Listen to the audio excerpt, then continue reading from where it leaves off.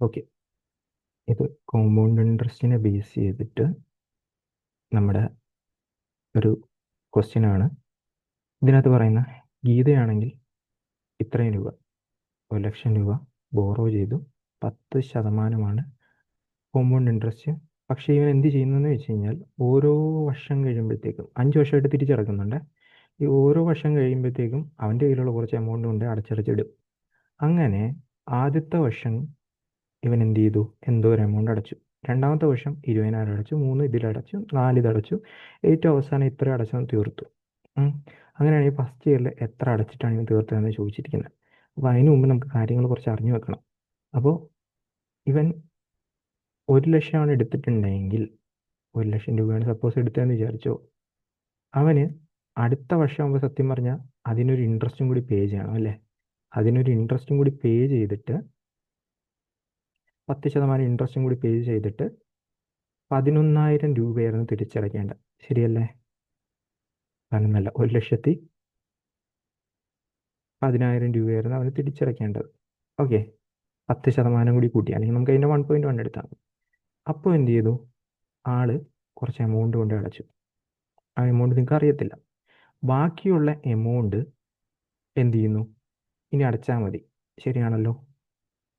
ആ എമൗണ്ടിനായിരിക്കും നമ്മൾ അടുത്ത പ്രാവശ്യം എന്ത് ചെയ്യുന്നത്, ഇൻട്രസ്റ്റ് കണക്കാക്കുന്നത്. ആ എമൗണ്ടിനായിരിക്കും ഇൻട്രസ്റ്റ് കണക്കാക്കുന്നത്. ശരിയാണല്ലോ? അപ്പോൾ ഇനി ഈ ഒരു എമൗണ്ട് അടയ്ക്കേണ്ടടുത്ത് അവൻ കൊണ്ട് എത്ര അടച്ചു, 20,000 അടച്ചു. ഇനി മിച്ചമുള്ള എമൗണ്ട് അവൻ അടച്ചാൽ മതി. ശരിയാണല്ലോ? ഇനി അടുത്തത് ഇതിനായിരിക്കും നമ്മൾ എന്ത് കണക്കാക്കുന്നത്, ഇൻട്രസ്റ്റ് കണക്കാക്കുന്നത്.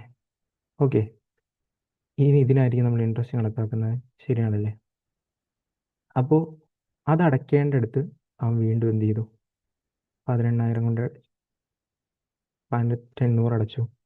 ഓക്കെ, ഇനി ഈ 18,800 കഴിഞ്ഞിട്ട് ബാക്കിയുള്ള എമൗണ്ടിനായിരിക്കും നമുക്ക് അടുത്ത ഇൻട്രസ്റ്റ് കണക്കാക്കുന്നത്. ഓക്കെ, അപ്പോൾ ആ ഒരു എമൗണ്ട് അവിടെ ഉണ്ടാവും.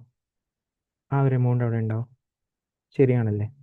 അത് അടയ്ക്കേണ്ടടുത്ത് അവൻ എന്ത് ചെയ്യും, ഒരു 21,600 കൊണ്ട് അടയ്ക്കും. ബാക്കി ഒരു മിച്ചം ഒരു എമൗണ്ട് ഉണ്ടാവും.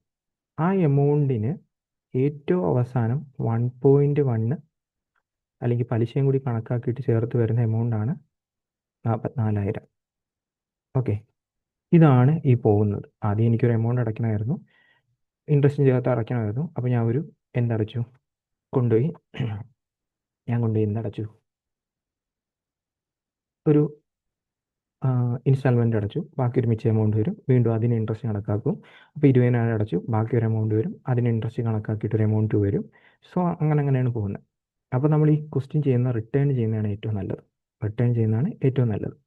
ഓക്കെ, റിട്ടേൺ ചെയ്യുമ്പോൾ തന്നെ നിങ്ങൾക്ക് വേണമെങ്കിൽ ഇങ്ങനെ എടുക്കാം. ഈ 1.1 പകരം നിങ്ങളുടെ എമൗണ്ട് ടു 11 എടുക്കാം. അപ്പോൾ സം എത്രയായിരിക്കും, 10 ആയിരിക്കത്തില്ലേ? അങ്ങനെ എടുക്കുന്നത് ബെറ്റർ. അപ്പോൾ നമുക്ക് ആക്ച്വലി 44,000 ഏറ്റവും അവസാനം കൊണ്ട് അടച്ചിരുന്നത്. പക്ഷേ ആക്ച്വലി നമുക്ക് ഇൻട്രസ്റ്റ് കൂടാതെ 40,000 മതി. കാരണം 11 യൂണിറ്റ് 44,000 ആണെങ്കിൽ 10 യൂണിറ്റ് എത്രയായിരിക്കും, 40,000 ആയിരിക്കും. ഓക്കെ, ഇതെന്ന് വെച്ച് കഴിഞ്ഞാൽ എന്താണ് 40,000 എന്ന് വെച്ച് കഴിഞ്ഞാൽ 21,600 അടച്ചതിന് ശേഷമുള്ള. അപ്പോൾ അവിടെ ഇൻട്രസ്റ്റും കൂടി കണക്കാക്കിയിട്ട് 61,600 ഇൻട്രസ്റ്റും കൂടി കണക്കാക്കിയിട്ടുള്ള, ഇവിടുത്തെ ഇൻട്രസ്റ്റും കൂടി കണക്കാക്കിയിട്ടുള്ള എമൗണ്ട് ടു. ഓക്കെ, അതായത് നമ്മൾ നേരെ തിരിച്ചു പോയി. ഓക്കെ, ഇതെന്ന് വെച്ച് കഴിഞ്ഞാൽ എന്താണ്, 11 യൂണിറ്റ് ആണ്. 11 യൂണിറ്റ് ആണ് 616. അപ്പോൾ 10 യൂണിറ്റ് എത്ര കിട്ടും, നിങ്ങൾ ചെയ്ത് നോക്കുമ്പോൾ എത്ര വരും, 56,000 എന്ന് പറഞ്ഞു വരും. 11 വെച്ചിട്ട് ഡിവൈഡ് ചെയ്തിട്ട് 10 വെച്ച് മൾട്ടിപ്ലൈ ചെയ്യാം. ഓക്കെ, ഈ ഒരു എമൗണ്ട് എന്താണ്, ഈ 18,800 അടച്ചതിന് ശേഷമുള്ളതാണ്. 18,800 അടച്ചതിന് ശേഷമുള്ള. അപ്പോൾ 18,800 അടയ്ക്കുന്നതിന് മുമ്പ് ഇത് എത്രയായിരുന്നു, ഇത് കൂട്ടുക 74,800. ഈ 74,800 എന്താണ്, 11 യൂണിറ്റിന് കറസ്പോണ്ടിങ് ആണ്. 11 യൂണിറ്റിന് കറസ്പോണ്ടിങ് ആണ്. അപ്പോൾ ഒരു യൂണിറ്റ് എത്ര വരും, ഒരു യൂണിറ്റ് 68 എന്ന് പറഞ്ഞു വരും. ഓക്കെ, അപ്പോൾ 10 യൂണിറ്റ് എത്ര വരും, 68,000 എന്ന് പറഞ്ഞു വരും. ഈ 68,000 എന്താണ്, 20,000 അടച്ചതിന് ശേഷമുള്ള നമുക്ക് അടയ്ക്കേണ്ട തുകയാണ് അല്ലേ. അപ്പോൾ അതിനു മുമ്പ് എത്രയായിരിക്കും, 88,000 രൂപയായിരിക്കും. ഈ 88,000 ആക്ച്വലി എന്താണ്, നമ്മൾ ഈ ഒരു പ്രോസസ്സിൽ നിന്ന് ഇൻട്രസ്റ്റും കൂടി ചേർത്തിട്ടുള്ള, അതായത് 11 യൂണിറ്റിന് കറസ്പോണ്ടിങ് ആണ്. അപ്പോൾ 10 യൂണിറ്റ് എത്രയായിരിക്കും, 80,000 എന്ന് പറഞ്ഞു കിട്ടും.